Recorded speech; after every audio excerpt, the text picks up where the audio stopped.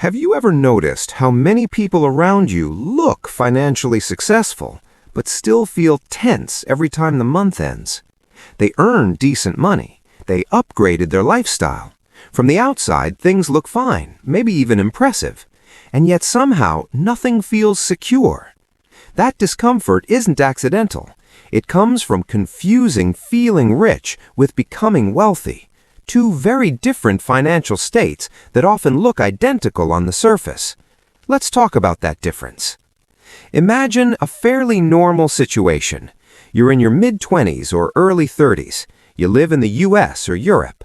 You finished your education, landed a job, and now you're earning what most people would call a good salary. Let's say it's around $70,000 a year in the US, or roughly 55,000 euros in Europe. After taxes, Social Security, and health contributions, that becomes closer to $4,000 per month in take-home pay. Not bad. You finally feel like you've made it past survival mode. So life starts to upgrade. Rent or mortgage takes around $1,500, a car payment or lease adds another $450, insurance, fuel, phone, subscriptions, maybe $300 more. Now we're at about $2,250. Then there's food, not extravagant but comfortable. Some takeout, some dinners out, groceries. Call it $600. We're now at $2,850. Add student loans or credit cards, maybe $300. Now you're left with about $850. On paper, this doesn't look reckless. Nothing here screams bad with money. And yet, this is exactly where the confusion begins. Because with that remaining money, something subtle happens. You don't feel poor anymore. You can say yes to plans. You don't panic at small expenses. You feel rich. But financially, something very different is going on. Here's the hidden mistake most people never see. Feeling rich is about cash flow comfort. Wealth is about ownership and time. Feeling rich means your lifestyle fits your income right now. Wealth means your future doesn't depend on your next paycheck. And modern financial systems are extremely good at helping you feel rich without ever letting you become wealthy. Think about how everything is structured. Cars are sold as monthly payments, not prices. Homes are marketed by what you can afford per month. Phones, furniture, even vacations are broken into installments. As long as the payment fits, it feels safe. But each payment quietly commits a piece of your future income before you ever see it. Let's slow this down with very basic math. That $450 car payment doesn't feel extreme, but over 5 years, that's $27,000, not including interest, insurance differences, or depreciation. And after those 5 years, the car is worth maybe half of what you paid, sometimes less. Now compare that to what the same money could have quietly done elsewhere. If that $450 went into long-term investing, earning a modest 7% annually, over 20 years, it grows into something that actually changes options. Not luxury, not status, options. That's the core difference. Feeling rich spends future flexibility to buy present comfort. Wealth quietly sacrifices present comfort to buy future freedom.